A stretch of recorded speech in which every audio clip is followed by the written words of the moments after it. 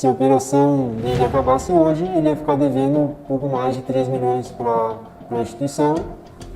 A única coisa que salvaria ele seria... Esse vídeo aqui é muito sério, é um vídeo sobre os assessores de investimentos, sobre o papel de um agente autônomo de investimentos. E aqui eu vou te mostrar se vale a pena ou não ter um, e principalmente como não ser enganado por algum assessor que, por conta das regras do jogo, esteja mal intencionado e que pode te prejudicar muito. Então, presta muita atenção no que está por vir, e se esse vídeo te ajudar, deixa o dedo no like e compartilha com algum amigo seu que precisa ouvir isso. Antes de qualquer coisa, o óbvio ululante. Eu aprendi nesses 7, 8 anos aí produzindo conteúdos na internet que muitas vezes a gente precisa sim levantar aqui e falar o óbvio. Então, eis aqui o óbvio, né? Ser totalmente transparente e botar todas as cartas na mesa. Primeira coisa, né? Existem os bons e os maus assessores de investimentos, assim como existem os bons e os maus consultores de investimentos, os bons e os maus gestores de investimentos e aí por diante. Eu tenho certeza absoluta que os bons assessores de investimentos vão adorar esse vídeo aqui e os maus vão ficar bem indignados porque eu vou estar expondo uma prática horrível do mercado. Segundo óbvio ululante é que eu, Ramiro, não sou assessor de investimentos. O Clube do Valor, a empresa que eu cofundei, ela não é uma assessoria de investimentos e mais, a gente presta um serviço substituto às assessorias. A gente presta serviços de wealth, que são consultoria e gestão de investimentos. Então sim, eu tenho meu viés aqui nesse vídeo, assim como desde que eu montei o Clube do Valor em 2016, eu optei por ir para o caminho da gestão e da consultoria de investimentos justamente por conta dos problemas que existem nas assessorias de investimentos que eu vou expor nesse vídeo. Confia em mim, isso aqui não é uma crítica de algo que eu não faço só porque eu não faço, e sim, eu não faço isso por conta dos problemas que eu vou te expor aqui. E o terceiro, óbvio, né? Eu quero genuinamente que você tenha sucesso investindo e, como eu falei, existem muitos bons assessores de investimentos. Se você sair das mãos de um ruim e ir para as mãos de um bom, você vai aumentar a sua chance de ter sucesso investindo e eu vou ficar bastante feliz aqui, meu papel vai estar sendo feito. Dito óbvio, né? Uma rápida história sobre o crescimento dos assessores de investimentos. Não faz muito, 10, talvez 15 anos, em que o normal em investimentos era você ir lá no seu banco e pedir ajuda para o seu gerente bancário. Inclusive, hoje, pessoas ali na faixa etária de 70, 75, 80, 85 anos mais continuam investindo majoritariamente com seus gerentes bancários. E por conta disso ter existido por muitos e muitos anos, é quase que um conhecimento geral de que existe um conflito de interesse entre o gerente bancário e o investidor. É que o gerente bancário, ele muitas vezes puxa a sardinha para aqueles produtos que rendem mais para o banco e menos para o investidor. Eles puxam a sardinha para aquilo que eles precisam vender para bater as suas metas. Inclusive, em 2020, janeiro, estava ajudando a minha avó a ajustar os investimentos dela num banco e eu vi isso aí, na mesa de todos os gerentes do banco, direcionado para o investidor, para onde senta o cliente. Invista na sua sorte, num plano de capitalização. Um absurdo, na época eu denunciei lá no Instagram. Enfim, uma agência em que vão majoritariamente pessoas mais velhas, com menos conhecimento financeiro. Mas assim, eu nem vou aqui descrever tantos problemas que existiam com os gerentes bancários, que muitas vezes sugerem consórcio, às vezes sugerem planos de capitalização, como nesse áudio aqui. Direcionar no saldo que tem na conta hoje, tá?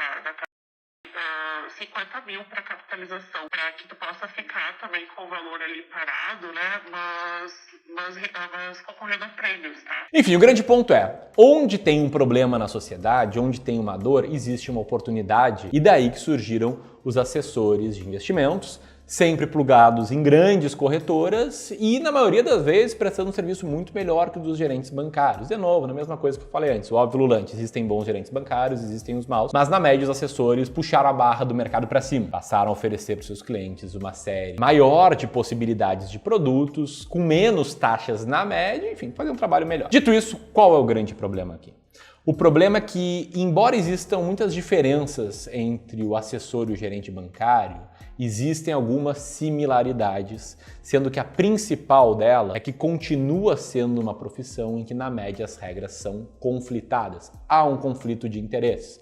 Do gerente era sugerir para os investidores do banco produtos que rendiam mais para o banco, e do assessor é sugerir para o cliente os produtos que geram as maiores comissões. E o pior, muitas assessorias, né, fazem um marketing como esse que está na tela, dizendo que é uma assessoria gratuita para você e falando que a assessoria de investimentos é um serviço gratuito. Não se escreveram gratuito de propósito ou não, mas o ponto é sobre uma narrativa de que nós, assessores, não ganhamos nada, né? Você não paga nada, quem paga é a corretora aqui para te prestar um bom serviço e tal. E escondendo que esse cara aqui é remunerado, como todo profissional tem que ser remunerado, só que de formas não tão transparentes, seja por rebates, seja por comissões. O rebate é basicamente o seguinte, né? Aloca o dinheiro do cliente num fundo de investimentos, sei lá, num fundo de ações, que cobra uma taxa de 2% ao ano, mais 20% de performance, e recebe um percentual dessa taxa de administração como um rebate. A dos 2%, o cara recebe, sei lá, 0,5% para ele. E a comissão gera uma receita para o assessor maior e numa vez só. E funciona mais ou menos da seguinte forma. Eu te aloco aqui num ativo de renda fixa com vencimento mais longo, tipo uma CRA, e sobre o valor que você investir nessa CRA, eu vou ganhar um percentual de comissão que não raro passa de 1%, às vezes é 1, 1,5%, 2%. Em COIs pode ser até mais, pode ser 3%, pode ser 4%. Enfim, esse cara tem uma visualização mais ou menos assim na plataforma dele. Tem uma lista de diferentes ativos que ele pode alocar ao seu cliente, com diferentes vencimentos, que ele pode oferecer uma rentabilidade para o investidor que fique entre a mínima e a máxima permitida pela corretora. Quanto menor for a rentabilidade que ele vai oferecer para o investidor, maior vai ser a comissão dele, e mesmo se ele oferecer a rentabilidade máxima, ele vai ter uma gorda comissão que difere de produto para produto, e aqui está o grande problema. Por que está o grande problema? Porque em tese isso aqui é uma profissão em que o cara está ali para te assessorar, ou seja, para tirar tuas dúvidas, para te orientar, para te educar. Na prática, o que esse cara faz é um trabalho de indicação de produtos, tendo um enorme conflito de interesses, porque quanto mais taxas você pagar, mesmo sem saber que está pagando, porque muitas pessoas acham que investir em COI não tem taxa, é de graça, mas tem uma taxa bem alta, mas esse cara vai ganhar. Então, em vez de cumprir o seu papel, que seria fazer o cliente entender 100% aquilo do que ele está investindo, na prática, muitas vezes o cliente nem sabe onde está investindo e está sendo orientado pelo assessor a investir naqueles ativos que mais geram comissão,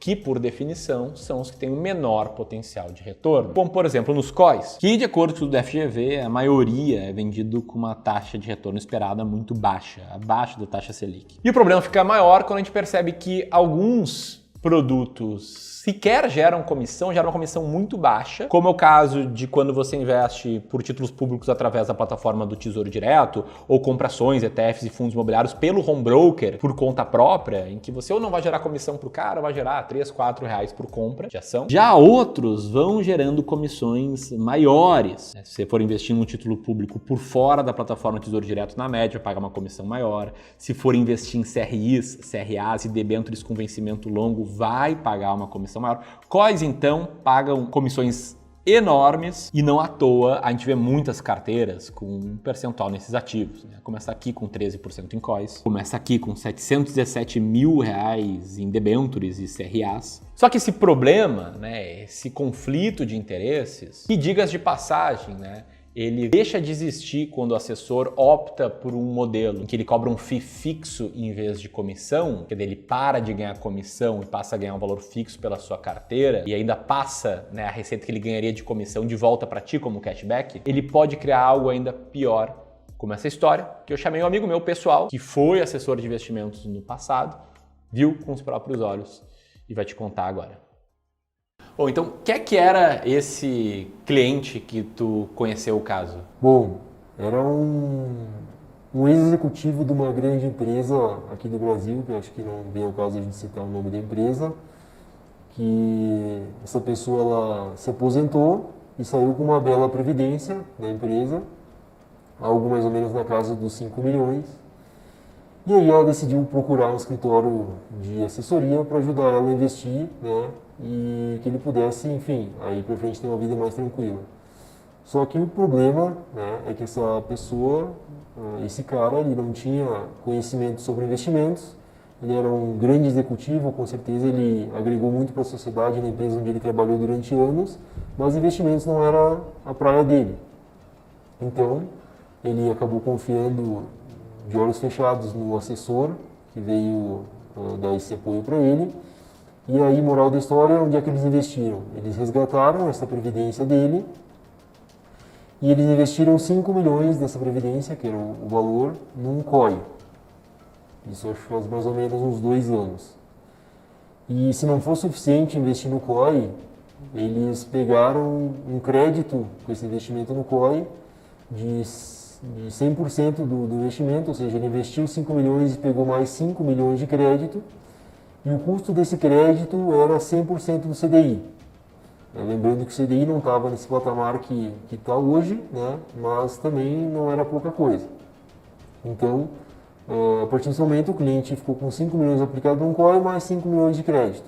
Aí, a sugestão era que o próprio COI pudesse pagar o crédito ao longo dos anos, com a rentabilidade do COI, né? Logicamente trazendo a rentabilidade passada como uma referência para o cliente, que foi o que fez com que ele tomasse essa decisão de pegar o crédito.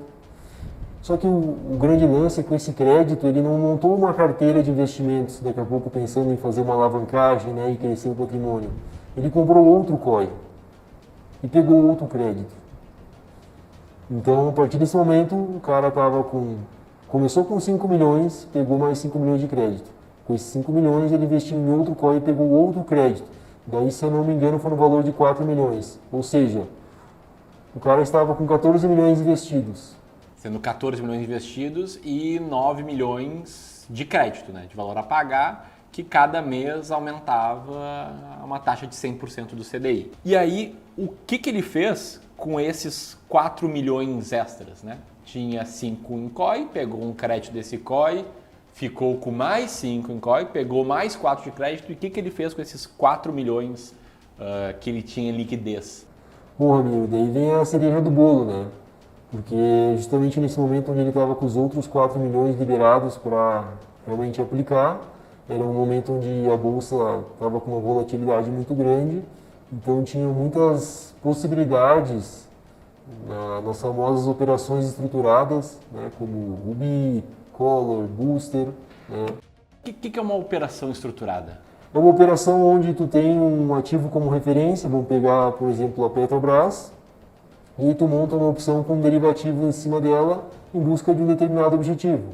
Pode ser se proteger contra uma queda, pode ser tentar potencializar uma alta, enfim. E essas operações estruturadas, feitas com opções, certo? Exatamente. Elas geram boas comissões? Ah, sim. Isso aí gira em torno na casa de 1,25% a 3% de comissão.